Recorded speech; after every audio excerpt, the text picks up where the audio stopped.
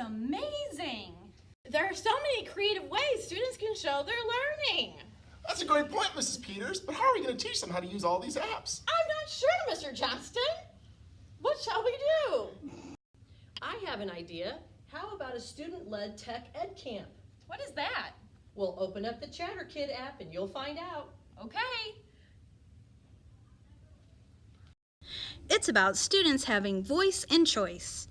Voice. Students volunteer to teach an app to the other students. Choice.